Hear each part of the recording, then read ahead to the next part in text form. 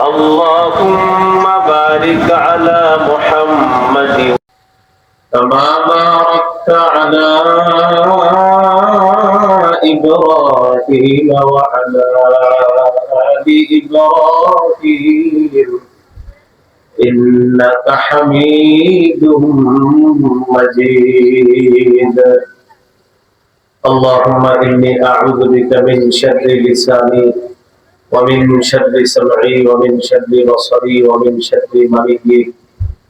মারকাজুল হক মুন্সিগঞ্জ চাম্পাতলা মাদ্রাসা পঞ্চম বার্ষিক ওয়াজ মাহফিলে গুরুত্বপূর্ণ আলোচনা করেছেন হিদায়ে মিল্লাত সৈয়দ আসাদ মাদানী রহমাতুল্লাহ আলাইহি সুযোগ্য খলিফা পীরে দামেল আলহাজ আল্লামা মুফতি হাফিজউদ্দিন দামাত বরকাতুহুল আলিয়া নায়েবে মুহতামিম জামিয়া শরঈয়া মালিগঞ্জ ঢাকা পীর সাহেব দিঘিরপাড় হযরত মাওলানা আমিরে সালিকিন হযরত মাওলানা আলী আহমদ চৌধুরী পীর সাহেব আহমদাবাদ চন্ডীবর্দী মাদারীপুর মুফতি আবরারুল হক হাকিমি ইমাম খতিব মুন্সিগঞ্জ শহর জামে মসজিদ প্রধান অতিথি জনাব আলহাজ মোহাম্মদ মহিউদ্দিন সদস্য সচিব মুন্সিগঞ্জ জেলা বিএনপি বিশেষ অতিথি আলহাজ মোহাম্মদ সালাউদ্দিন রোমান সভাপতি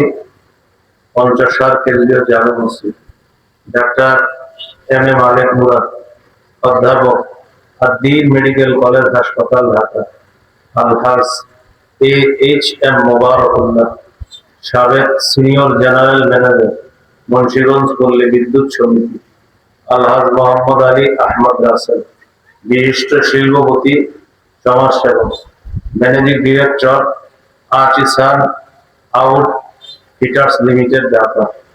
আজকের মাহফিলের সভাপতি জনাব ডাক্তার মোহাম্মদ জাহাঙ্গীর হোসেন সহযোগী অধ্যাপক বাংলাদেশ মেডিকেল কলেজ পিজি হাসপাতাল ঢাকা বাংলাদেশ মেডিকেল কলেজ বিশ্ববিদ্যালয় পিজি হাসপাতাল ঢাকা।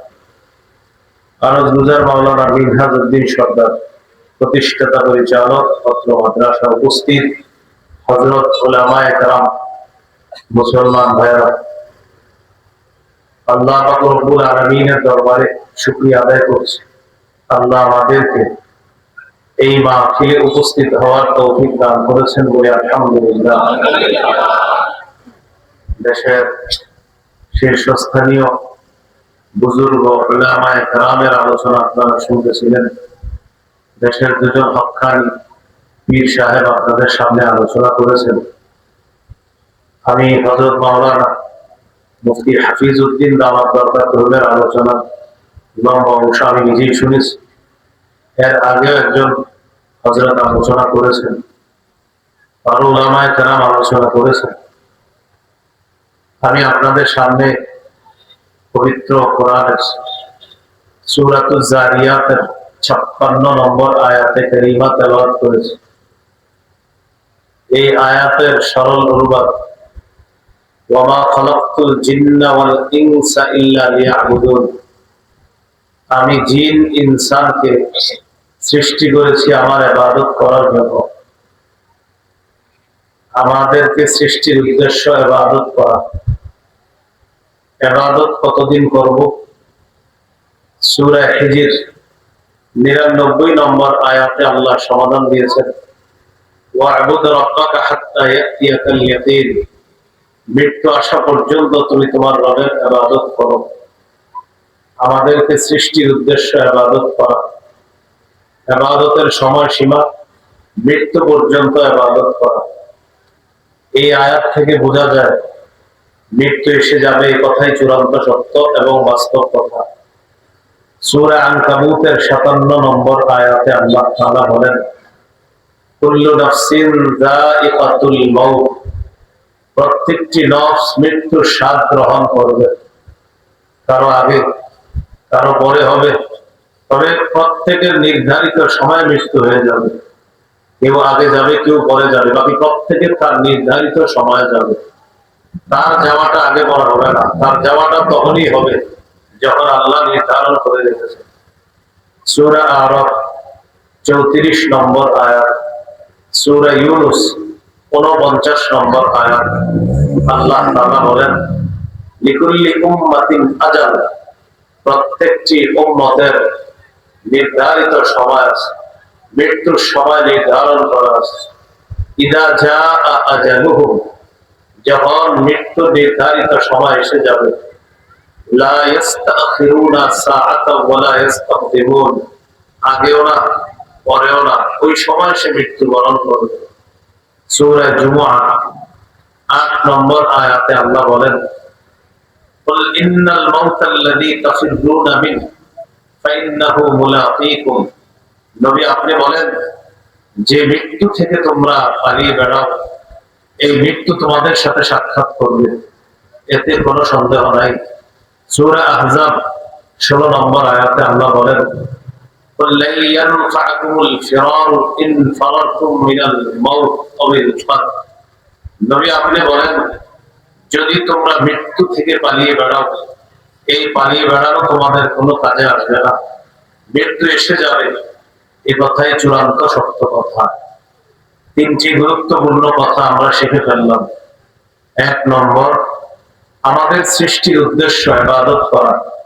2 নম্বর, মৃত্যু পর্যন্ত ইবাদত করা। 3 নম্বর, মৃত্যু এসে যাবে, এই কথা চূড়ান্ত সত্য কথা। এই 3টি কথা আমরা শিখে ফেললাম। এর মধ্যে প্রথম যে কথাটি আমরা শিখলাম সেটা হলো আমাদেরকে সৃষ্টি করেছেন আল্লাহ ইবাদত করার জন্য। এই জন্য হাজারো ব্যস্ততার মাঝে সময় বের করে আল্লাহর ইবাদত করার চেষ্টা করতে হবে। হাদিসে কুদসির মধ্যে আল্লাহ তাআলা বলেন, ইয়া ইবনা আদম, হে আদম সন্তান, তাফাররাক লিইবাদাতি, তুমি আমার ইবাদতের জন্য অবসর হও, সময় বের করো। হে আদম সন্তান, আমার ইবাদতের জন্য তুমি সময় বের করো, ফারেগ হও।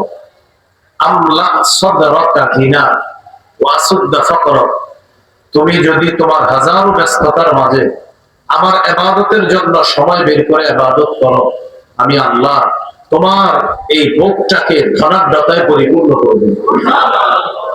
ওয়া সুদ্দা ফাকরাক, আমি তোমার দারিদ্রতা দূর করে দিব।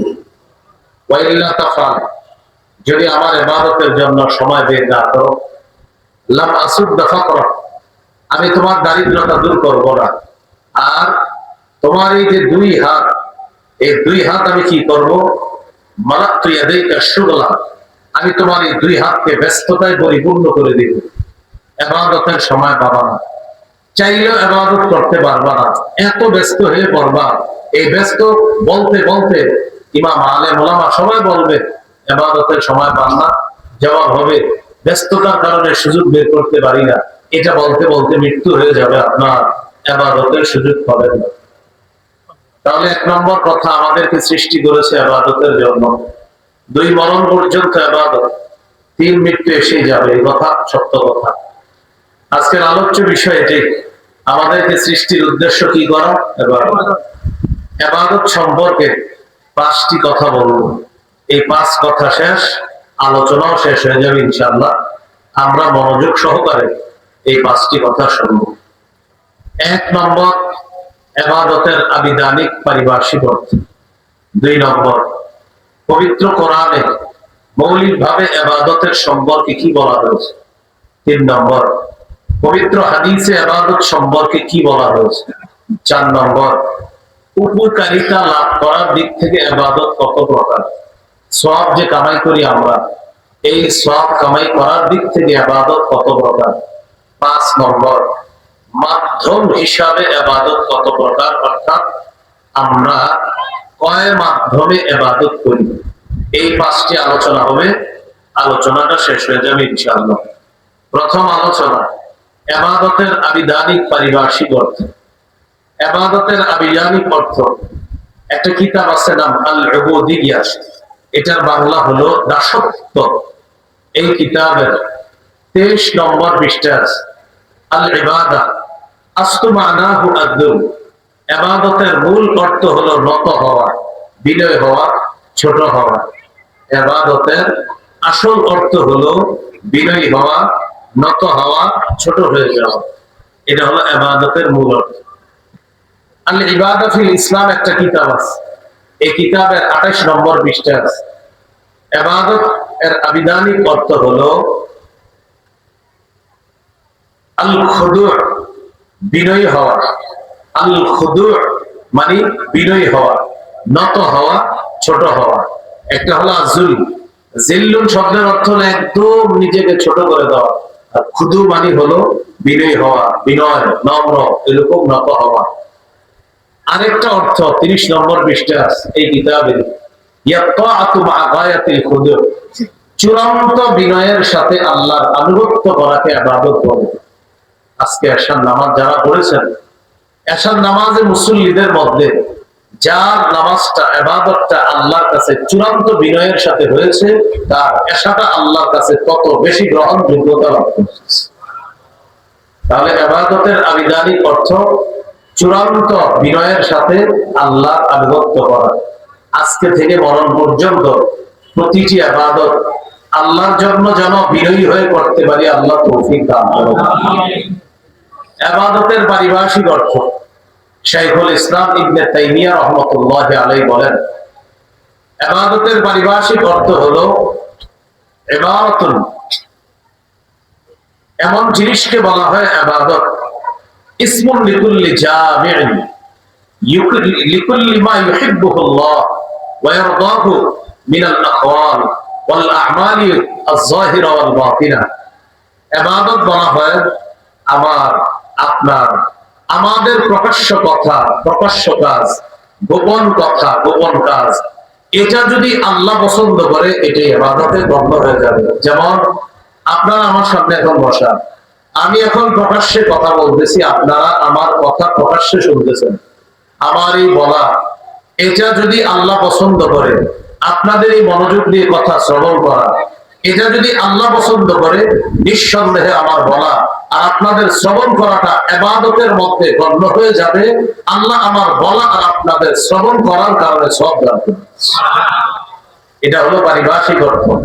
আমার আপনার প্রকাশ্য বলা, প্রকাশ্য করা, গোপনে বলা, গোপনে করা, এগুলো যদি আল্লাহ পছন্দ করেন এটাকে ইবাদত বলা হয়। আল্লাহ আজকে থেকে আমাদের যত কথা, কর্ম, যত কাজ আছে, প্রকাশ্যে হোক গোপনে হোক, সব আল্লাহর জন্যই যেন করতে পারি, আল্লাহ তৌফিক দান করেন। এই হলো আজকের প্রথম আলোচনা, বিধানিক পারিভাষিক অর্থ। 2 নম্বর আলোচনা, পবিত্র কোরআনে ইবাদত মৌলিক ভাবে 2 প্রকার। 1 নম্বর আল উবুদিয়াতুল আম্মাহ, 2 নম্বর আল উবুদিয়াতুল খাসসা। 1 নম্বর হলো সাধারণ দাসত্ব, 2 নম্বর বিশেষ দাসত্ব। সাধারণ দাসত্বের মধ্যে সবাই অন্তর্ভুক্ত, বেঈমানরাও সাধারণ দাসত্বের মধ্যে অন্তর্ভুক্ত। বেঈমান কিভাবে দাসত্বের অন্তর্ভুক্ত? মুমিনরা অসুস্থ হয়, তারা মেনে নেয় যে এই অসুস্থতা দেওয়ার মালিক আল্লাহ। বেঈমানরাও অসুস্থ হয়, তাদেরকে অসুস্থতা দেয় কে? বলেন কে দেয়? আল্লাহ। চাইলেও ঠেকাইতে পারে না। এই যে না চাইলেও মেনে নিচ্ছে, এটা হলো তাদের দাসত্ব। তারা না চাইলেও এই ফয়সালা মেনে নিতেছে যে তার জ্বর হয়েছে, তো জ্বর তো আল্লাহ দিছে, ও আল্লাহরে মানে না, কিন্তু ফয়সালা মেনে নিচ্ছে। এটা হলো অনিচ্ছায় হলেও আল্লাহর এই বিধানকে সে মেনে নিচ্ছে, আল্লাহর এই ফয়সালা সে মেনে নিচ্ছে। এটা সাধারণ দাসত্ব। মুমিনরা খানা খায়, চাল ডাল খায়, মুমিনরা বিশ্বাস করে এটা আল্লাহ দেয়। বেঈমানরা চাল ডাল খায়, ওরা বিশ্বাস করে না এটা, কিন্তু এটাও আল্লাহ দিতেছে। এটা ও অনিচ্ছায় হলেও আল্লাহর রিজিক সে গ্রহণ করতেছে। এটা হলো সাধারণ দাসত্ব। বেঈমানরা বাধ্য হয়ে অনিচ্ছায় আল্লাহর বিভিন্ন জিনিস গ্রহণ করে রবের গোলামি করতেছে, কিন্তু স্বীকার করে না ওরা যে রবের গোলাম। এটা হলো সাধারণ দাসত্ব। আরেকটা হলো বিশেষ দাসত্ব। বিশেষ দাসত্বের মধ্যে সবাই অন্তর্ভুক্ত না। আল্লাহর মুমিন বান্দারা বিশেষ দাসত্বের অন্তর্ভুক্ত হয়ে আল্লাহ তাদেরকে স্পেশাল ভাবে কিয়ামতের ময়দানে জান্নাত দান করবেন। তাহলে একটা সাধারণ দাসত্ব আর একটা বিশেষ দাসত্ব। সাধারণ দাসত্বের ব্যাপারে সূরা মারিয়ামের 93 নম্বর আয়াতে আল্লাহ বলেন, ইন কুল্লু মান ফিস সামাওয়াতি ওয়াল আরদি ইল্লা আতির রাহমানি আবদা। আসমান জমিনের মধ্যে যা কিছু আছে সবাই রহমানের কাছে দাস হয়ে উপস্থিত হবে, দাস রূপে উপস্থিত হবে। এটা সাধারণ দাসত্বের কথা। আরেকটা হলো বিশেষ দাসত্ব। সূরা ফুরকানের 63 নম্বর আয়াতে আল্লাহ বলেন, ওয়াইবাদুর রহমানিল্লাযীনা ইয়ামশুনা আলাল আরদি হাওনা। রহমানের প্রকৃত বান্দা তারা যারা জমিনে নত হয়ে চলে, বিনয়ী হয়ে চলে, তারা রহমানের প্রকৃত বান্দা, প্রকৃত গোলাম। পৃথিবীতে সবাই নত হয়ে চলে না, কিছু বিশেষ বান্দা নত হয়ে চলে, বিনয়ী হয়ে চলে। এই বিশেষ বান্দাদেরকে আল্লাহ তাআলা বিশেষ বান্দাদের অন্তর্ভুক্ত করে আল্লাহ জান্নাত দান করবেন। আল্লাহ আমাদেরকে বিশেষ দাসত্ব করে আমরা যেন বিশেষ বান্দাদের অন্তর্ভুক্ত হতে পারি, আল্লাহ তৌফিক দান করেন। বলেন আমরা কি সাধারণ গোলামি করব না বিশেষ গোলামি? বিশেষ গোলামি। এই হলো কোরআনের ইবাদত বা দাসত্ব বা গোলামি দুই প্রকার। আজকে 3 নম্বর আলোচনা। পবিত্র হাদিসের মধ্যে ইবাদত সম্পর্কে যা বলা হয়েছে এই ব্যাপারে কয়েকটা দৃষ্টান্ত নেই আমরা। দৃষ্টান্ত নাম্বার 1, আবু দাউদের হাদিস 1479 নম্বর হাদিস। এই হাদিসের মধ্যে আছে রাসূলুল্লাহ সাল্লাল্লাহু আলাইহি সাল্লাম বলেন, আদ-দুআউ হুয়াল ইবাদাহ। দোয়া করা এটাও ইবাদত। দোয়া করা এটাও ইবাদত। আপনি আল্লাহকে যতবার দোয়া করবেন এটা ইবাদতের অন্তর্ভুক্ত হয়ে যাবে। আল্লাহ আমার এক জোড়া জুতার প্রয়োজন, আমি জুতা কিনতে বাজারে যাই, এটা আল্লাহকে বলে গেলেন। আপনি জুতা কিনলেন কিন্তু আল্লাহকে যে বললেন আমি জুতা কিনবো, এই বলাটা ইবাদতের অন্তর্ভুক্ত হয়ে আল্লাহ আপনাকে সওয়াব দিয়ে দিবেন। আল্লাহ আমি একটা সুই ক্রয় করার জন্য বাজারে রওনা করলাম, আমার এই সুই মানুষের জন্য যেন ক্ষতিকারক না হয়, রবকে সুইয়ের কথা বলে সুই ক্রয় করতে গেলেন, আপনার এই বলাটা ইবাদতের অন্তর্ভুক্ত হয়ে আল্লাহ তাআলা আপনাকে সওয়াব দান করবেন। এই জন্য আল্লাহর কাছে খুব বেশি পরিমাণে দোয়া করা। সূরা নামলের 62 নম্বর আয়াতে আল্লাহ বলেন, আম্মাই ইউজিবুল মুত্তাররা ইযা দাআ ওয়া ইয়াকশিফুস সূ। পীড়িত ব্যক্তি যখন দোয়া করে, কোন সেই সত্তা তার দোয়া কবুল করে? পীড়িত ব্যক্তি যখন দোয়া করে, কে সেই সত্তা তার দোয়ায় সাড়া দেয়, তার আহ্বানে সাড়া দেয় এবং ওয়া ইয়াকশিফুস সূআ, বিপদ আপদকে দূর করে দেয়, কে সেই সত্তা? আওয়াজ দিয়ে বলেন তিনি কে? আল্লাহ। এই জন্য আল্লাহর কাছে দোয়া করা এটা ইবাদত। যত বেশি দোয়া করবেন এটা ইবাদতের অন্তর্ভুক্ত হবে। আল্লাহ তাআলা বলেন, ওয়াকালা রাব্বুকুম উদউনি আস্তাজিব লাকুম। এই আয়াতের অনুবাদ তোমাদের রব বলেন তোমরা আমাকে ডাকো। তোমাদের রব বলেন তোমরা আমাকে ডাকো, মানে আমাদের রব বলতেছেন ও বান্দা আমাকে ডাকো। আস্তাজিব লাকুম, তোমরা আমাকে ডাকা মাত্রই আমি তোমাদের ডাকে সাড়া দিই। তোমরা ডাকা মাত্রই তোমাদের ডাকে সাড়া দিই। আমার সাথে বলেন, হে আল্লাহ আমাদেরকে ঈমানি মৃত্যু নসিব করেন। এই যে আল্লাহ বলে ডাক দিছি, আল্লাহ প্রত্যেকের ডাকে সাড়া দিচ্ছে। ডাকা মাত্রই আল্লাহ সাড়া দেয়, আল্লাহকে ডাকা মাত্রই সাড়া দেয়। এখন কথা হলো সাড়া দেওয়া আর মঞ্জুর করা দুই বিষয়।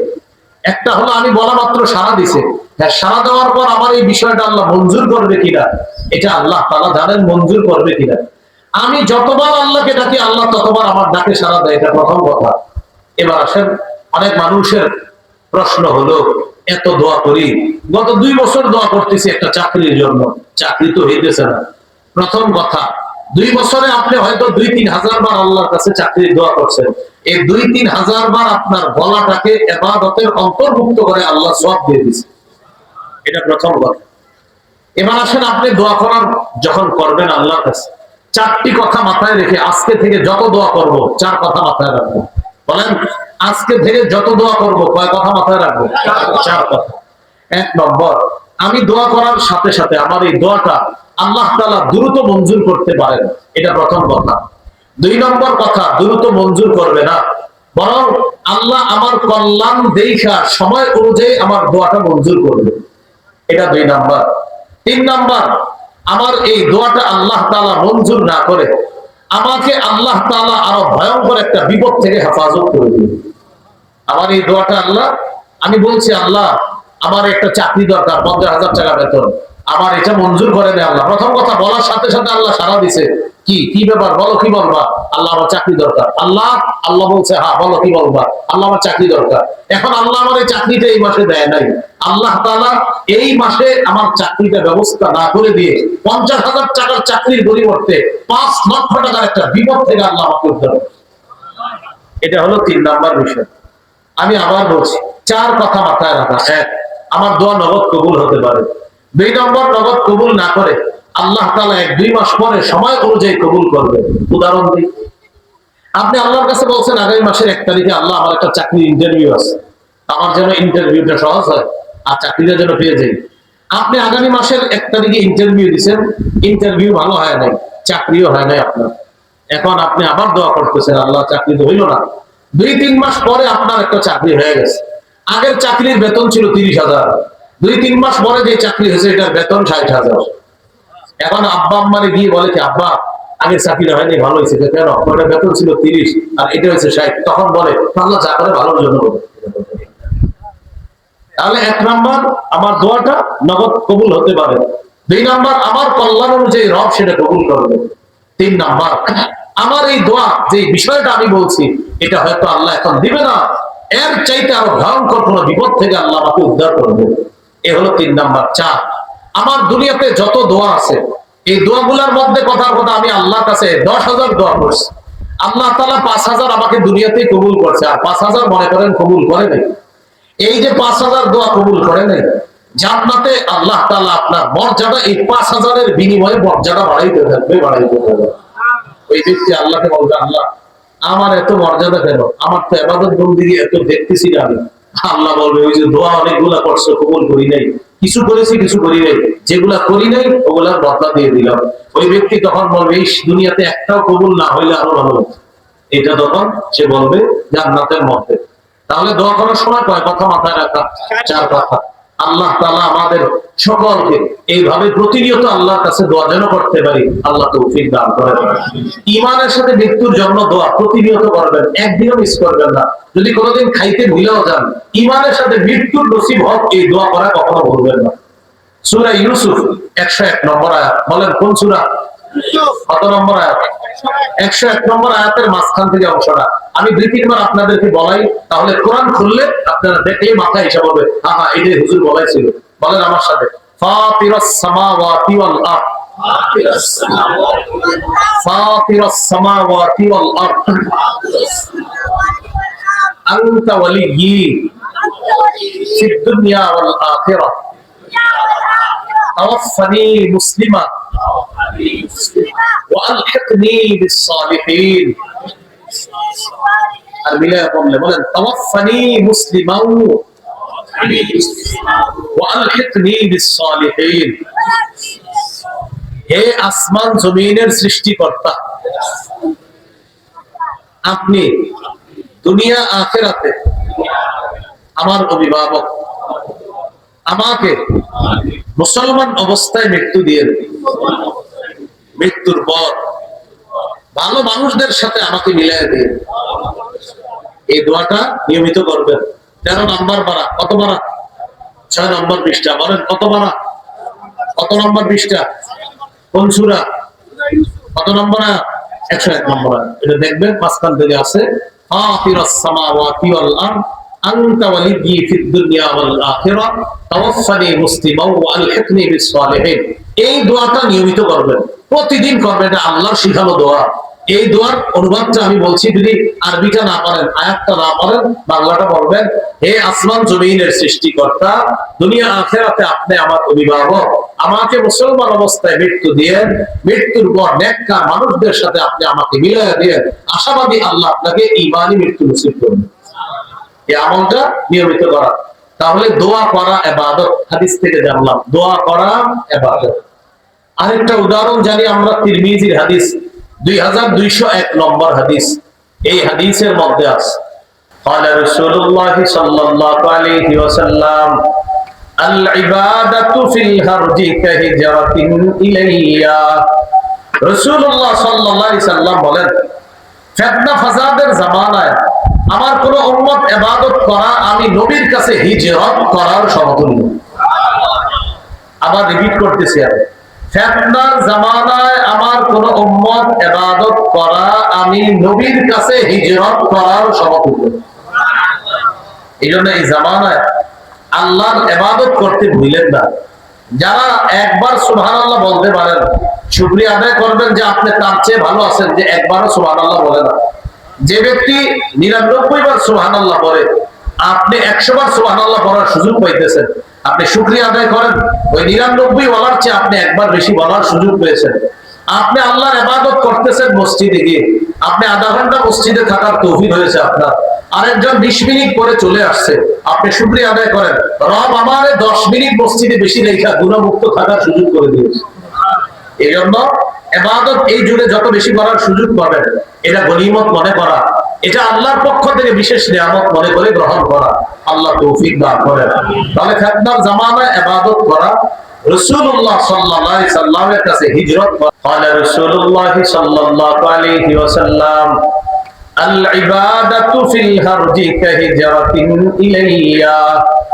রাসূলুল্লাহ সাল্লাল্লাহু আলাইহি সাল্লাম বলেন, ফিতনা ফাসাদের জামানায় আমার কোন উম্মত ইবাদত করা আমি নবীর কাছে হিজরত করার সমতুল্য।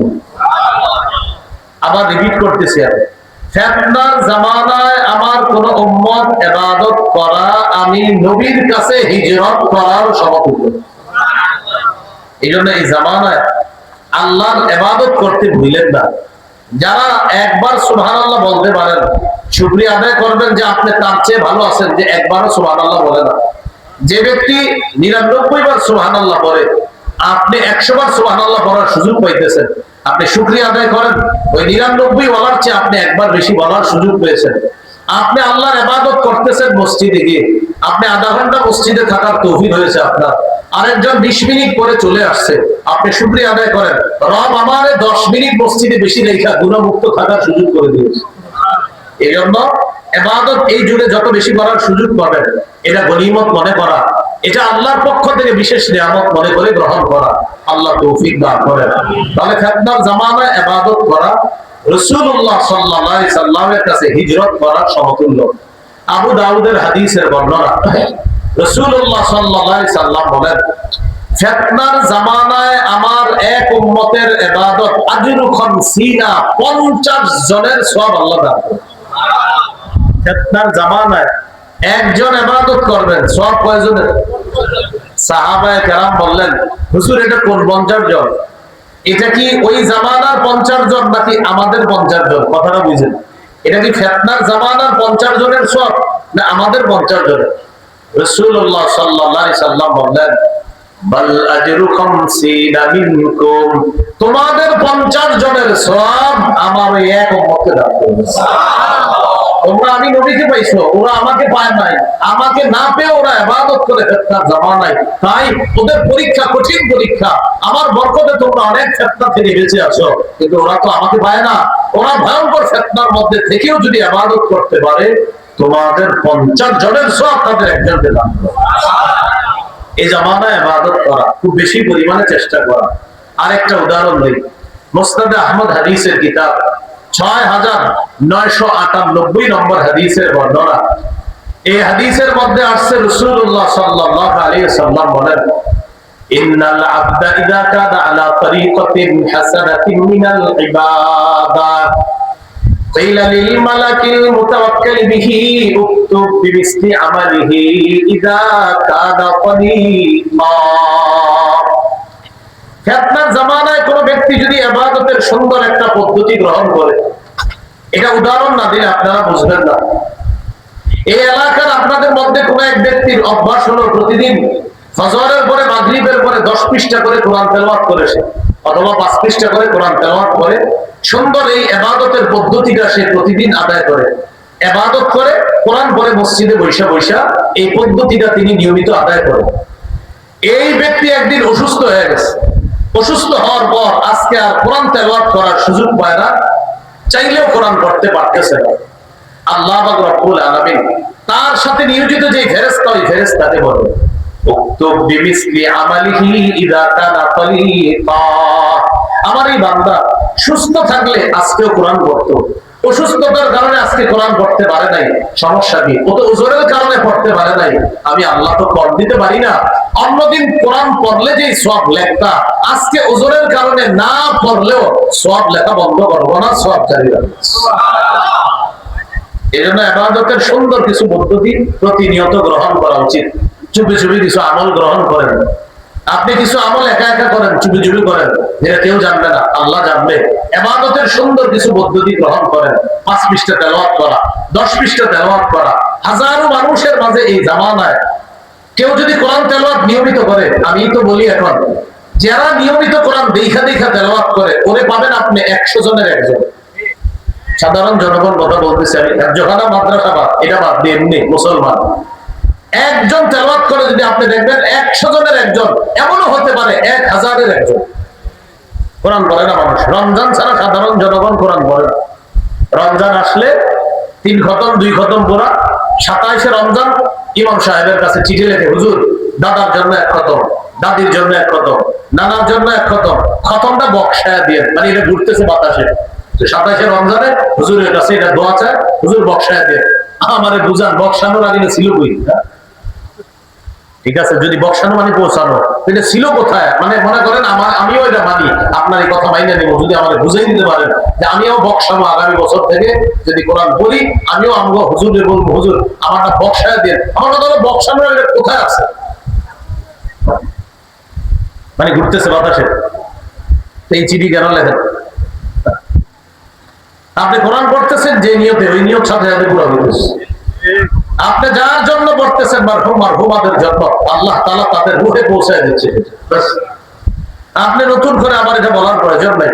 এটা মানুষের কি ক্ষমতা আছে এটা পৌঁছায় দেওয়ার? বলেন। আপনি এতটুকু দোয়া চাইতে পারেন, হুজুর আমি কোরআন পড়ছি 3 খতম, প্রচুর ভুল ভ্রান্তি আছে, আমি আল্লাহর কাছে মাফ চাইছি, আপনি একটু দোয়া করেন আল্লাহ যেন আমাদের মাফ করে দেন। এটা দোয়া। আল্লাহ তাআলা আমাদেরকে কথাগুলো বোঝার তৌফিক দান করেন। তো বলছিলাম ইবাদতের সুন্দর পদ্ধতি প্রতিনিয়ত গ্রহণ করা, করবো তো ইনশাআল্লাহ। আল্লাহ তৌফিক দান করেন। এইগুলা হলো হাদিসে ইবাদতের দৃষ্টান্ত। ইবাদতের আরেকটা দৃষ্টান্ত দিই, আলেমের ইলম অন্বেষণ করা, এটা ইবাদত।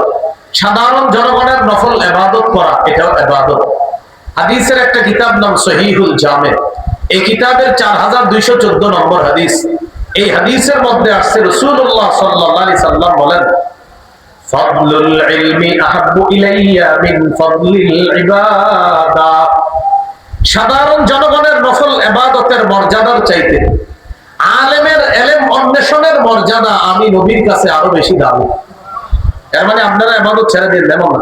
মানে সাধারণ জনগণ নফল ইবাদত করলে এটার অনেক ফজিলত, এটার চেয়ে বেশি ফজিলত আলেমের ইলম অন্বেষণ করা। একজন আলেম ইলম অন্বেষণ করার উদ্দেশ্য, অর্থ হলো এই, একজন আলেমের ইলমের কারণে একটা জাতির পরিবর্তন হয়ে যায়, একটা জাতির পরিবর্তন হয়ে যায়। একজন আলেম মসজিদে বয়ান করছে, হে ঈমানদারগণ তোমরা সুদ খেও না।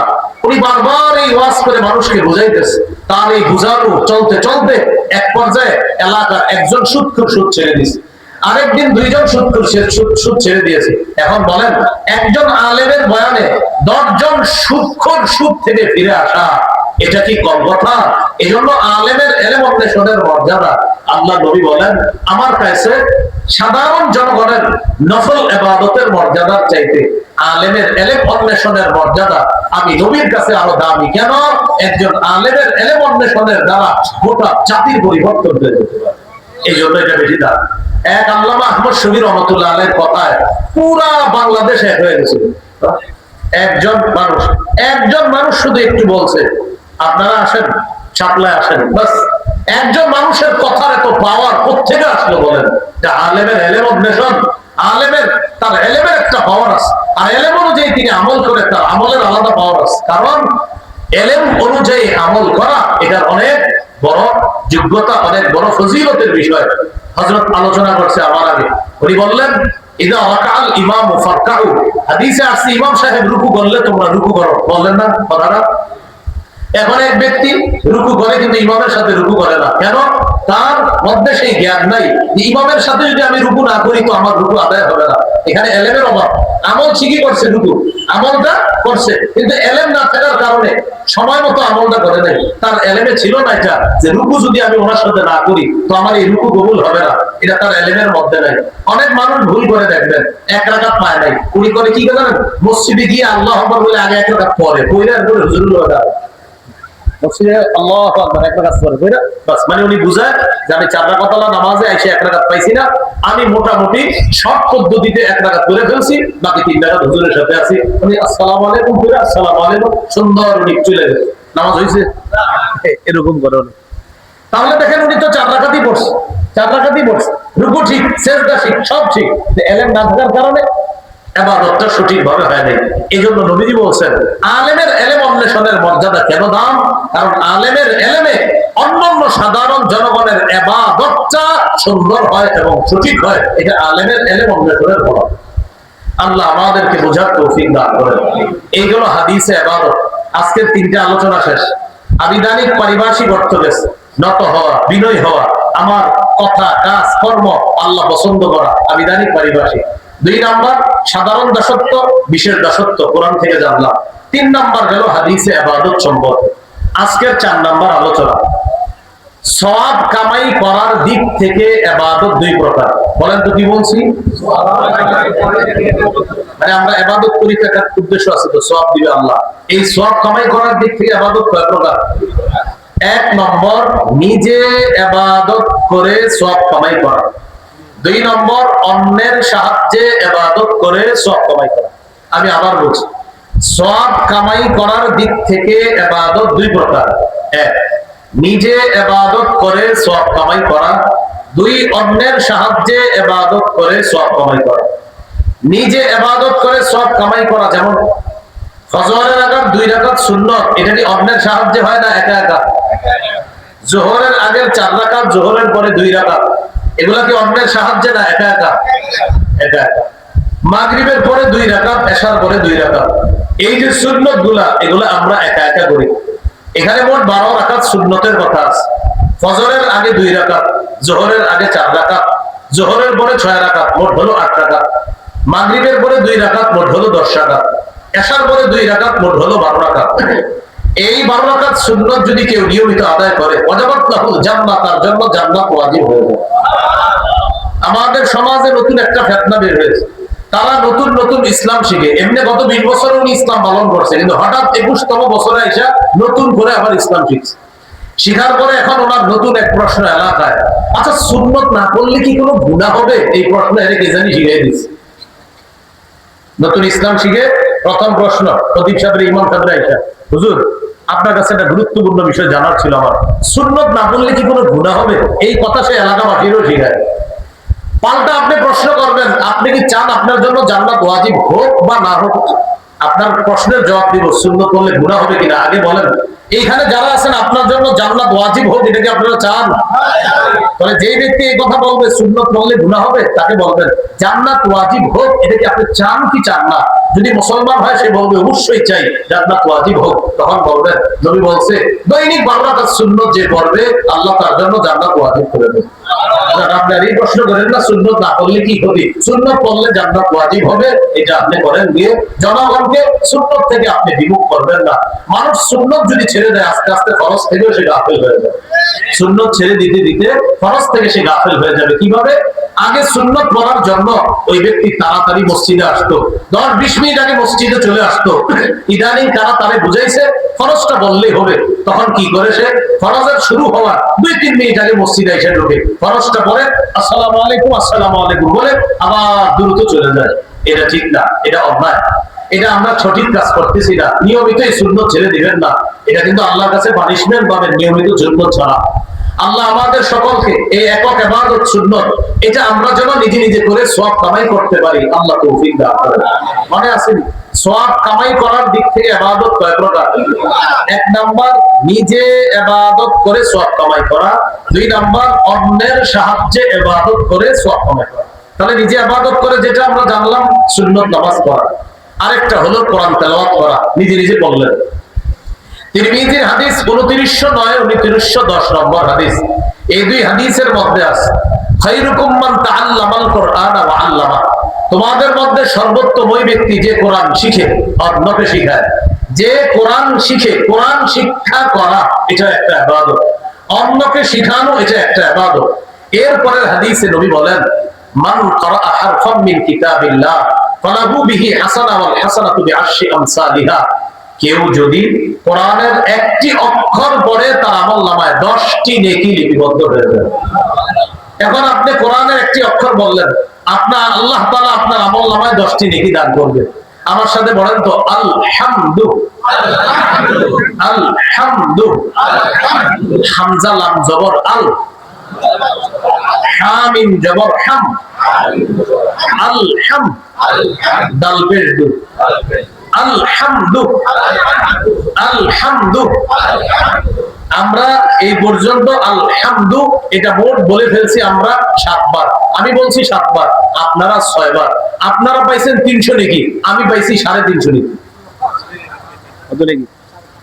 আপনাদের যদি আরো 50 দরকার হয় বলেন আলহামদু। আমার আবার 400 হয়ে গেছে, আপনাদের 350। এবার আপনাদের 400 হয়ে গেছে। কেন? হামজা লাম হা মিম দাল 5 অক্ষর, কোনো সন্দেহ নাই 50 নাকি। এখন আপনি মসজিদে গিয়ে সুন্নত করছেন, পড়ার পর দেখতেছেন এখনো জামাতের 5 মিনিট বাকি আছে। আপনি বৈশা বৈশা যে সূরাগুলো পড়েন পড়তে থাকেন, প্রতিটা অক্ষরে 10টা নাকি আপনি কামাই করতে পারবেন। মসজিদে মুসল্লিরা গেলে এতবার ঘড়ির দিকে তাকায়, পৃথিবীর অন্য কোনো কাজে এতবার ঘড়ির দিকে তাকায় না, যতবার মসজিদে গেলে ঘড়ির দিকে তাকায়। পাসপোর্ট অফিসিয়াল লাইনে দাঁড় করান, ফজরের আগে গিয়ে দাঁড়াবেন। আইডেন্টি কার্ডের জন্য ফজরের আগে গিয়ে দাঁড়াইছে, সিরিয়াল পাবে আসরের আগে। দাঁড়াইছে ফজরের আগে, সিরিয়াল পাবে আপনার মানে আসরের আগে দাঁড়ায় থাকে। প্রস্রাব করতে গেলে ভাই একটু দেখেন, আমি আইতেছি বুঝলেন, আরে খুব অবস্থা খারাপ, এর কোনো সমস্যা হয় না, দাঁড়ায় রয়েছে পানি খাইতেছে। যদি সমস্যা হয় যায় না, খিদা লাগছে, তুই নিয়ে খারাই রয়েছে, তুই নিয়ে দাঁড়ায় রয়েছে, বন আনে রুটি আনে, সব সিরিয়ালে দাঁড়ায় রয়েছে, ঘড়ির দিকে উনি তাকায় না। মসজিদে গেলেই সবাই পিছনে ঘড়ি যদি থাকে আর ওই সাইডে। আর যদি ইমাম সাহেব 1 মিনিট দেরি হয় কোনো কারণে, সবাই মিছিল দিয়ে একসাথে তাকাবে। মিছিল মানে ওটা 2 জন না, পুরো মিছিল। এভাবে পুরো মিছিল। যদি 1 মিনিট ইমাম সাহেবের আসতে দেরি হয় তখন কি বলে তাকায়? মিছিল। মিছিল দিয়ে আমারে বলেন তো 1 মিনিট মসজিদে বেশি ছিলেন, লস হয়েছে? আবার বলেন লস হয়েছে? কেন এইভাবে একসাথে মিছিল দিয়ে তাকাইলেন? উনি তো ডেলি দেরি করে নাই, হয়তো 1-2 দিন ওনার 2-1 মিনিট দেরি হয়ে গেছে, বাস পুরা মিছিল দিয়ে। আল্লাহ বাঁচাক, যদি আপনার কোনো কারণে এই যে একদিন দেরি হয়েছে 1 মিনিট, 10-12 দিন পরে আবার 2 মিনিট অন করে, বেতন কি কম দেই? হ্যাঁ, ওনার কি বেতন কি কম? কি ইদানিং এমন করে কেন? 2 মিনিট 1 মিনিটে শুরু হয়ে গেছে, উনি ইদানিং এমন করে কেন? আর এই কথাগুলো ওই মানুষগুলা বেশি বলে দেখবেন আপনার, যারা হঠাৎ মুসল্লি। কি মুসল্লি? মাঝে মাঝে আসে। আল্লাহ আমাদেরকে হেফাজত করেন। তাহলে নিজে ইবাদত করে সব কামাই করা, মসজিদে বসে রয়েছেন সব কামাই করেন, সুবহানাল্লাহ, আলহামদুলিল্লাহ, লা ইলাহা ইল্লাল্লাহ, আল্লাহু আকবার। জান্নাতে যদি আল্লাহ আপনাকে দেয়, আল্লাহ আমাদের সকলকে জান্নাতি বানায় দেন। জান্নাতে কোনো আফসোস থাকবে না, জান্নাতীদের একটা আফসোস থাকবে, ইস আমি দুনিয়াতে আরেকবার কেন বেশি সুবহানাল্লাহ বললাম না, আমি দুনিয়াতে ওই সময়টা আরেকটু কেন কাজে লাগাইলাম না, তাহলে আমার এই স্থানটা এখানে না হয়ে আরো ঊর্ধ্বে হইতো আমার স্থান। এই আফসোসটা প্রতিটা জান্নাতীর থাকবে।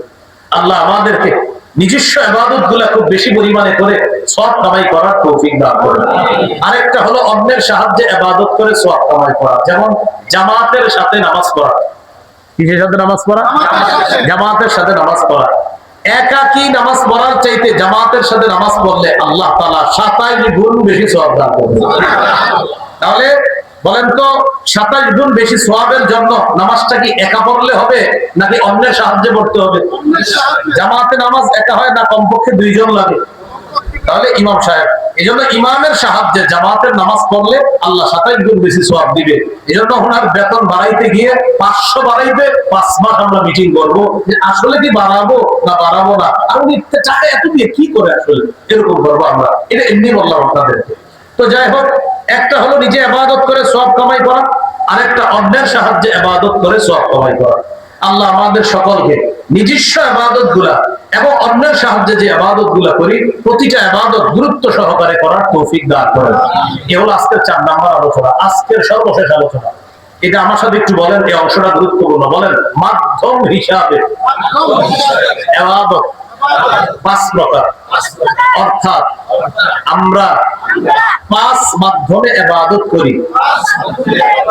এক, কলব দিয়ে। দুই, জবান দিয়ে। তিন, শরীর দিয়ে। চার, অর্থ সম্পদ দিয়ে। পাঁচ, অর্থ সম্পদ এবং শরীর দিয়ে। কয় মাধ্যমে ইবাদত করি? এক নাম্বার কি দিয়ে? দুই নাম্বার, তিন নাম্বার শরীর, চার নাম্বার অর্থ সম্পদ মাল দিয়ে, পাঁচ নাম্বার অর্থ সম্পদ এবং শরীর। এক নম্বর ইবাদত করি কলব দিয়ে। এটাকে বলা হয় আল ইবাদাতু বিল কলব। এটার বাংলা হলো আত্মিক ইবাদত, যে ইবাদতের সম্পর্ক আত্মার সাথে, আত্মিক ইবাদত।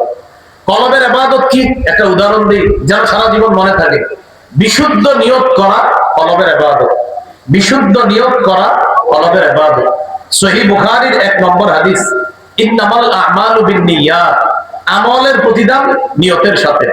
আজকে এশার নামাজ যারা পড়তে আসছেন মসজিদে, আপনি মুখ দিয়ে বলার প্রয়োজন নাই, আপনি বাসা থেকে বের হয়েছেন এশার নামাজের জন্য, তো এশা পড়ার জন্য যে বের হয়েছেন, কলবের মধ্যে আপনার খাঁটি নিয়ত যে এশার নামাজ আমি পড়বো, বাস এই নিয়তটা শুধু খাঁটি হওয়ার কারণে কলবের ইবাদতের সওয়াব আপনি পেয়ে যাবেন। এখন কিন্তু এশা পড়েন নাই, আজকে আপনি এশার নামাজের আজান যখন হয়েছে নিয়ত করে ফেলছেন, এশার আজান দিছে, আজকে আমি 20 মিনিট আগে চলে যাবো নামাজ পড়তে ইনশাআল্লাহ, অন্যদিন 10 মিনিট আগে যাই, আজকে 20 মিনিট আগে গিয়ে ইবাদত করবো। আপনি শুধু খাঁটি নিয়ত করছেন যে যাবেনই যাবেন, আপনি খাঁটি নিয়ত, কিন্তু যাইতে পারেন না, কিন্তু নিয়ত করছেন খাঁটি আমি যাব। এই খাঁটি নিয়তের কারণে ইবাদত অর্থাৎ অন্তরের ইবাদতের সওয়াব পেয়ে যাবেন।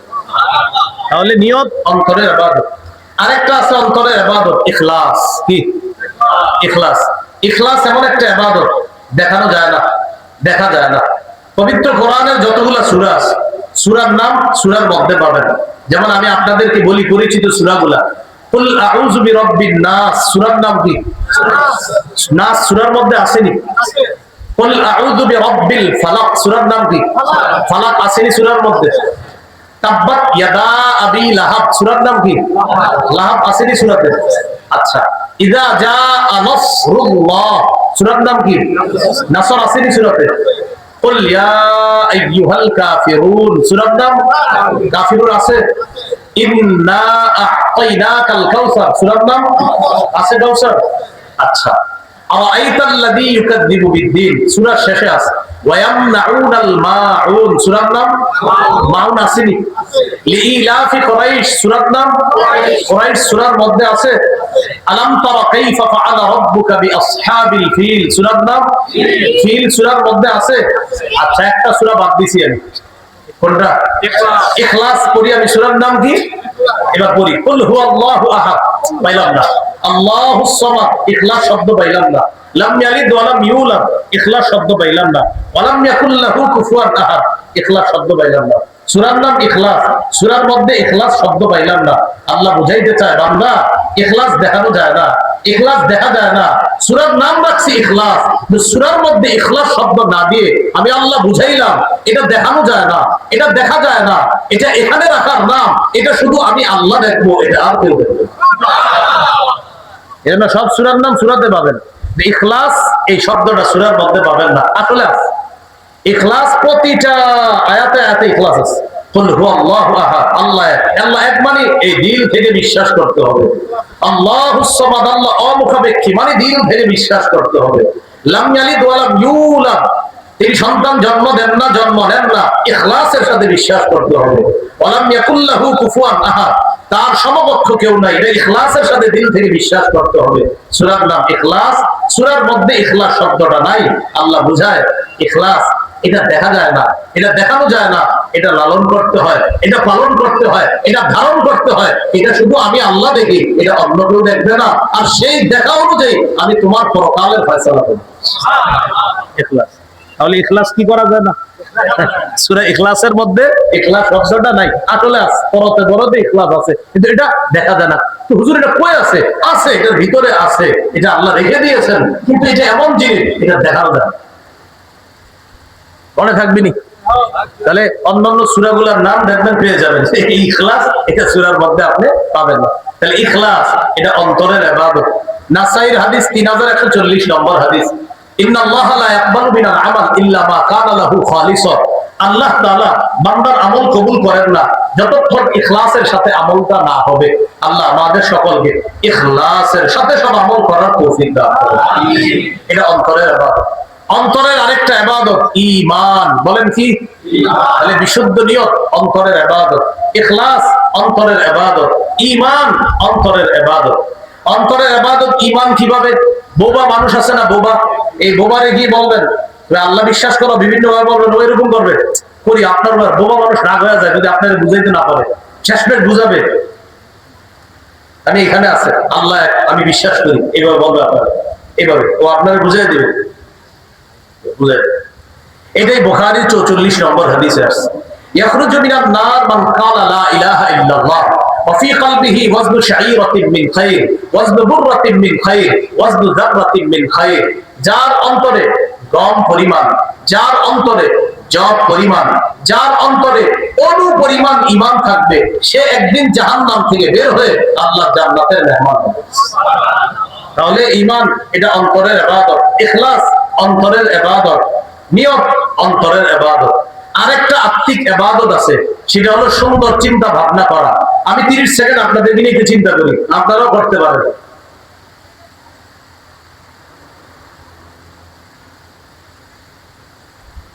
আমার শেষ চিন্তা করে আমি এই চিন্তার মধ্যে আনলাম, আল্লাহ আমি যে কথাগুলো বলবো এগুলা যেন তাদের হেদায়েতের কারণ হয়, এই চিন্তা করছি। আপনারা কি চিন্তা করছেন আমার জানা নেই। আপনাদের কোন বন্ধু 5 ওয়াক্ত নামাজের মধ্যে 4 ওয়াক্ত নামাজ মসজিদে পড়ে, 1 ওয়াক্ত ফজর নামাজ বাসায় পড়ে, মসজিদে পড়ে না। আপনি ফিকির করতেছেন, চিন্তা করতেছেন, দোস্তে 4 ওয়াক্ত মসজিদে যায়, 1 ওয়াক্ত যায় না, ওরে কিভাবে ফজরটাও মসজিদে নেওয়া যায়। আপনি চিন্তা করছেন 2-3 ঘন্টা। এই যে আপনি 2-3 ঘন্টা বন্ধুকে ফজরের নামাজ মসজিদে নেওয়ার ফিকির করছেন, আল্লাহ আপনার এই ফিকিরকে আত্মিক ইবাদতের অন্তর্ভুক্ত করে সওয়াব দিবেন। মনে থাকবেন ইনশাআল্লাহ। আল্লাহ আমাদের সকলকে আত্মিক ইবাদত যেন আমরা সুন্দরভাবে করতে পারি, আল্লাহ তৌফিক দান করেন। মনে আসেনি কয় মাধ্যমে ইবাদত করি? এক কি দিয়ে? কলব। 2 নম্বর জবান দিয়ে। এটাকে বলা হয় আল ইবাদাতু বিল লিসান। এটাকে বলা হয় আল ইবাদাতু বিল লিসান বা মৌখিক ইবাদত। মৌখিক ইবাদত কি? মৌখিক ইবাদতের শ্রেষ্ঠ ইবাদত তিলাওয়াতুল কুরআন, কোরআন তেলাওয়াত করা। নাসাইর হাদিসে রাসূল সাল্লাল্লাহু আলাইহি সাল্লাম বলেন, ইকরাইল কুরআন ফি 40, অন্তত 40 দিনে এক খতম কোরআন পড়ো। কয় দিনে? 40। পারলে 3 দিনে, না পারলে 7 দিনে, না পারলে 30 দিনে, না পারলে অন্তত 40 দিনে। প্রতিটা মুসলমান 40 দিনে এক খতম কোরআন পড়া মুস্তাহাব। কত মুসলমান 40 বছরও পড়ে নাই? হ্যাঁ, কয় বছর? অনেক মুসলমান হয়তো 40 বছরও পিলা দেখা দেয়। 40 দিনে এক খতম কোরআন পড়া অন্তত প্রতিটা মুসলমানের জন্য মুস্তাহাব আমল। 7 দিনে পড়তে পারেন, 3 দিনে পড়তে পারেন, 10 পারা করে হলে 3 দিনে, 7 মঞ্জিলে পড়লে 7 দিনে। আর যদি আপনি 3 পারা করে পড়েন 10 দিনে এক খতম, 1 পারা করে পড়লে 30 দিনে এক খতম। আর 40 দিনে যদি পড়েন সেটা আপনি মিলিয়ে মিলিয়ে যেভাবে 40 দিন পৌঁছাইতে পারেন এইভাবে পড়া। মাদ্রাসার ছাত্র যারা কিতাব বিভাগে আছে যারা, তারা তো 30 দিনে এক খতম কোরআন পড়া জরুরি। হাফেজ যারা আছে তাদের জন্য বিশেষ করে হাফেজ সাহেব যারা, তারা নিচের ক্লাসে যখন থাকবে তখন তারা অন্তত 3 পারা করে তেলাওয়াত করা, একটু উপরের দিকে গেলে নিয়মিত 1 পারা তেলাওয়াত করা। এটা হাফেজ সাহেবরা। হাফেজ সাহেবরা কোরআন তেলাওয়াত না করলে ভুলে যাবে। সহিহ বুখারীর বর্ণনা, রাসূলুল্লাহ সাল্লাল্লাহু আলাইহি সাল্লাম বলেন, তাআহাদুল কোরআন, কোরআন চর্চা করো। আল্লাহর কসম, লাহু আশাদ্দু তাফাসসিয়াম মিনাল ইবলি ফি উকলিহা, একটা উটের গলার রশি খুলে দিলে এই উট যত দ্রুত পালিয়ে যাবে, হাফেজে কোরআন যদি কোরআন চর্চা না করে ওই উটের চাইতে কোরআন তার সিনা থেকে আরো দ্রুত পালিয়ে যাবে। চর্চার অভাবে। কিসের অভাবে? 2 মাস হেফজখানায় পড়ে, পড়ার পর কোরআন ঝরঝরা করে বাসায় যায়, 7 দিন পরে এসে অভিভাবকরা এসে সব দৌড় দেয় হুজুরের, হুজুর আমার ছেলে ইদানিং কোরআন ভুলে গেছে। সব আপনার ছেলে কোরআন ভুলে গেছে মানে গত 2 মাস তো কোরআন ইয়াদ ছিল, এই 7 দিনে কোরআন ভুলছে কেন? দোষ তো আপনার। হুজুরকে আপনার বাড়ি থেকে দেখবে আপনার ছেলে কি করে, দোষটা কার দেয়? হাফেজ সাহেব। অথচ মাদ্রাসা যখন ছিল তার ইয়াদ ঠিক ছিল। ওই যে 7 দিন গেছে, প্রতিদিন ভিডিও গেম খেলছে, প্রতিদিন ভিডিও গেমস খেলছে, প্রত্যেক দিন ভিডিও গেমস খেলছে। তো এই ছেলের কোরআন ইয়াদ থাকবে কিভাবে? বাসায় দায়িত্ব মা বাবার, মাদ্রাসায় দায়িত্ব উস্তাদদের। বলেন বাসায় দায়িত্ব কাদের? এটা জোরে বলেন কাদের? হ্যাঁ, সুন্দর কথা, অভিভাবকের। বাসায় দায়িত্ব কাদের? আপনার সন্তান যেন কোরআন ভুলে না যায়, দায়িত্ব আপনার। ছেলে মেয়ে যারাই হাফেজা হয় তাদেরকে নিয়মিত আপনি কোরআন পড়াতে হবে। কোরআন যদি ভুলে যায় তাহলে কিন্তু এটা তার জন্য অনেক গুনাহের কাজ হয়ে যাবে। আল্লাহ আমাদের সকলকে হাফেজে কোরআন যারা আছে তারা যেন কোরআন সিনায় মৃত্যু পর্যন্ত রাখে, এই কোরআন নিয়ে যেন কবরে যেতে পারে, আল্লাহ তৌফিক দান করেন। তাহলে মৌখিক ইবাদত তিলাওয়াতুল কোরআন, মৌখিক ইবাদত আরেকটা হলো জিকরুল্লাহ, আল্লাহর জিকির করা। আল্লাহর কাছে সবচেয়ে পছন্দের জিকির চারটা: সুবহানাল্লাহ, আলহামদুলিল্লাহ, লা ইলাহা ইল্লাল্লাহ, আল্লাহু আকবার। এই চারটার মধ্যে আবার শ্রেষ্ঠ আফজালুজ যিকরি লা ইলাহা ইল্লাল্লাহ, সবচেয়ে শ্রেষ্ঠ জিকির হলো লা ইলাহা ইল্লাল্লাহ। মৌখিক ইবাদতের মধ্যে আরেকটা ইবাদত সত্য কথা বলা। বলেন কি বলা? সত্য কথা বলা, এটা মৌখিক ইবাদত। সত্য বলা, সত্য কথা বলা এটা জরুরি একটা বিষয়।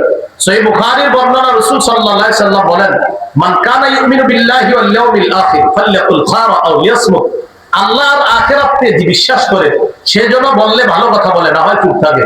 এজন্য আমার সাথে বলেন, বলেন বললে ভালো কথা, সত্য কথা, না পারলে চুপ থাকবো। চুপ থাকতে না পারলে ঘুমায় থাকবো। কি করবো? এটা আমি বললাম আর কি, ঘুমায় থেকে। আর ইবলিস আপনাদের খোঁচাইবে খালি, বল বল। সামনে একটা সিজন আসতেছে আমাদের দেশে, এত পরিমাণ মিছা কথা হবে, যারা এখানে দাঁড়াবে ওরাও মিছা কথা বলবে, আর আশেপাশে এলাকাবাসী এরাও মিছা, প্রচুর মিথ্যা কথা বলবে। আমি এই করব, আমি সেই করব, আমি এটা করেছি, আমি সেটা করেছি।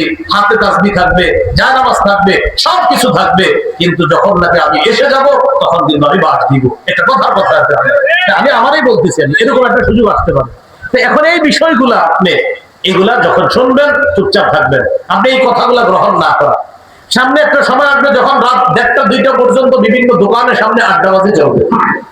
ওই দোকানের সামনে দেখবেন অনেকে বৈশা বৈশা এরকম বুঝাবে, এইভাবে যদি হইতো দেশটা এরকম হইতো, মানে হের ভাবসাব এরকম, সে পুরো এশিয়া মহাদেশ চালাইতে পারে, অথচ আপনাকে মুন্সিগঞ্জের চা দোকানের সামনে বসা, মানে ও বৈশা বুঝাবে এইভাবে না হইয়া এইভাবে হইলে হয়, মানে ভাবসাব এবং এশিয়া মহাদেশ পুরাটা হে চালাইতে পারে, বৈশা রয়েছে নামের বুঝাবে এরকম। এইসব কথা কান দিয়েন না। আল্লাহ তাআলা প্রকৃত রহমানের বান্দাদের পরিচয়ের একটা বলছে, ওয়াইদা মাররু মাররু বিল্লাহি কিরামা। অনর্থক মজলিসের পাশ দিয়ে যখন চলবে মুমিনরা, তারা এড়িয়ে যাবে, না না এখানে বসা যাবে না। তাহলে আমরা কথা বললে সত্য কথা, মৌখিক ইবাদত, না পারলে মিথ্যা বলবো না, চুপ থাকবো। চুপ থাকতে না পারলে ঘুমায় থাকবো। ইবলিসের গোমুখী আমরা, তুমি আমার খালি মিথ্যা বলাইতে যাও ইবলিস, আল্লাহুম্মা বিসমিকা আমুতু আহিয়া, বা এবার আমাদের দেখি বোঝাও, বুঝছেন? এইভাবে ইবলিসের সাথে ঝগড়া করবে, ও আপনারই মিথ্যা কথা বলাতে যাবে, আপনি বলবেন আল্লাহুম্মা বিসমিকা আমুতু আহিয়া, ঘুমায় যাবে। তাহলে ও আর চান্স পাবে না, খালি খোঁচাবে মিথ্যা বল, আপনি বলবেন আল্লাহুম্মা বিসমিকা আমুতু আহিয়া। আল্লাহ আমাদেরকে মিথ্যা থেকে হেফাজত করেন। তাহলে তিলাওয়াতুল কোরআন মৌখিক ইবাদত, জিকরুল্লাহ মৌখিক ইবাদত, সত্য কথা বলা মৌখিক ইবাদত। আরেকটা আছে লা ইলাহা ইল্লাল্লাহ, মুখ দিয়ে বলা, এটা মৌখিক শ্রেষ্ঠ ইবাদত। মুখ দিয়ে লা ইলাহা ইল্লাল্লাহ বলা, এটা মৌখিক শ্রেষ্ঠ একটা ইবাদত। তাহলে আত্মিক ইবাদত গেল, মৌখিক গেল। 3 নাম্বার আল ইবাদাতু বিল জাসাদ, শারীরিক ইবাদত। শারীরিক ইবাদত কি? নামাজ। বলেন শারীরিক ইবাদত কি? নামাজ। আমার সাথে বলেন হাজারো ব্যস্ততার মাঝে, জোরে জোরে বলেন হাজারো, আবার হাজারো ব্যস্ততার মাঝে একটি কাজ সর্বাধিক গুরুত্ব দিব, নামাজ। বলেন তো হাজারো ব্যস্ততার মাঝে কোন কাজটি সবচেয়ে গুরুত্ব দিব? স্কুল কলেজ ইউনিভার্সিটির ছাত্র ছাত্রী বোন যারা ভাইরা আছেন, আপনারা পর্দার আড়ালে বোনেরা, আপনারা টেবিলের সামনে লিখে রাখেন, হাজারো ব্যস্ততার মাঝে একটি কাজ সর্বাধিক গুরুত্ব দিতে হবে, নামাজ। অফিসের চেয়ারটা সামনে আপনি লিখে রাখেন, হাজারো ব্যস্ততার মাঝে একটি কাজ সর্বাধিক গুরুত্ব দিতে হবে, সেটা নামাজ। নামাজ যে যত বেশি গুরুত্ব দিবে, আল্লাহ তাআলা ওই বান্দাকে তত বেশি গুরুত্বপূর্ণ বান্দা বানাবে। একটা কাজ সবচেয়ে গুরুত্ব দেওয়া। আল্লাহ তৌফিক দান করেন, আল্লাহ আমাদেরকে তৌফিক দান করেন। মাহফিলের দিন, মাহফিলের টেনশনে অনেক সময় নামাজে অলসতা হিসাবে, অনেক সময় মাহফিলের টেনশনে, বিশেষ যারা বাস রোপণ করে, এই যে প্যান্ডেল করে, পেরেশানির কারণে নামাজ কথা ভুলে দেয়। মাইকম্যান ভাই যারা থাকে, কোথায় এরা আসেনি, পেরেশানির কারণে ওরা অনেক সময় নামাজ পড়ে না। আপনার তো মাশাআল্লাহ নামাজই মনে হয়, আপনার সাথে সাঙ্গপাঙ্গ ছাত্ররা ওরা পড়েনি, ওদেরকে পড়াইতে হবে। বইলা ফেললাম আপনার, সমস্যা নাই, আপনি ওদেরকেও পড়াইতে হবে না, আপনার আল্লাহ ধরবে, কিন্তু আপনি ওদের দায়িত্বশীল। তাহলে উনি কাদের দায়িত্বশীল? ওনার সাথে যারা আছে তাদের দায়িত্বশীল তিনি তাদের তদারকি করতে হবে। আল্লাহ ব্যবসায় বরকত দিবেন, আপনি তাদেরকেও নামাজ পড়াবেন, ইনশাআল্লাহ আল্লাহ বরকত দান করবেন। তাহলে সর্বক্ষেত্রে সবচেয়ে গুরুত্ব দিব আমরা নামাজ, হাজারো ব্যস্ততার মাঝে। এটা প্রত্যেকে আপনি, আমি আমার পকেটে রাখবো, আপনি আপনার পকেটে রেখা দেন এই লেখাটা। বাচ্চাকে স্কুলে যাওয়ার সময় বলে দিবেন, বাবা নামাজের সময় হলে নামাজটা পড়ে নিবা, জোহরের সময় জোহরটা পড়বা, বাড়িতে আসার সময় যদি আসরের সময় হয়ে যায় তুমি আসরের নামাজটা পড়ে নিবা। এইভাবে আপনি সন্তানকে প্রতিদিন বলেন, প্রত্যেক দিন সন্তানকে এই কথাটা বুঝাবেন, মনে থাকবে তো ইনশাআল্লাহ। এটা হলো শারীরিক ইবাদত 3 নাম্বার। 4 নাম্বার শেষ করে দিচ্ছি, মালি ইবাদত, আর্থিক ইবাদত। যাকাত দেওয়া সবচাইতে শ্রেষ্ঠ আর্থিক ইবাদত, যাকাত দেওয়া। অনেক মানুষ আছে যাদের উপর 1 লাখ টাকা যাকাত খরচ হয়, কথার কথা, দিছে 30,000 টাকার যাকাত, বাকি আছে কত? 70,000। বলেন 70,000 সাপ, কয় হাজার সাপ হবে? বলেন অনাদায়ী যাকাত সাপ হবে। তাহলে 30,000 দিল আর 70 কি হবে? সাপ। এক ব্যক্তি 30,000 টাকার যাকাত দিল, বাকি আছে 70,000। যাকাত দিয়ে ফেসবুকে লেখে, আমি নিজেকে হালকা অনুভব হচ্ছে, এখন যাকাতটা আদায় করে দিয়েছি, আপনারাও যাকাত আদায় করে দিবেন। যাকাতের লুঙ্গি আর শাড়ি আর কিছু মানুষের ছবি ফেসবুকে দিয়ে দেয়, যারা এর বাড়ির সামনে সিরিয়াল দিয়ে আছে। এই শাড়ি আর লুঙ্গি কিনছে আবার মুন্সিগঞ্জ বাজারের যে দোকানে লেখা আছে এখানে যাকাতের লুঙ্গি ও শাড়ি পাওয়া যায় 260 টাকা, কথার কথা। ওইটা আইনা দিয়ে দিছি, আর লেখে আমি নিজেকে হালকা অনুভব করছি, যাকাত আদায় করে দিয়েছি, আপনারাও যাকাতটা দিয়ে দিবেন। কথার কথা 1 লাখ টাকা দিছে সে 30,000, বাকি কত? আপনারা যদি কেউ জানেন যে ও আরো দেয় নাই, নিচে কমেন্টে লেখা দিবেন বাকিটা সাপ। কি লিখবেন? নিচে লিখবেন, নিচে লিখবেন, বলেন প্রমাণ, বলেন প্রমাণ বুখারী লিখবেন, বাকিটা সাপ। প্রমাণ কি? বুখারী আর সূরা আলী ইমরান। এই সূরা আলী ইমরানে আছে আর বুখারীতে আছে। আপনার কি? মান আতাহুল্লাহু মালা, আল্লাহ যারে সম্পদ দেয়, ফালাম ইউআদ্দি যাকাতা, ও যদি যাকাত না দেয়,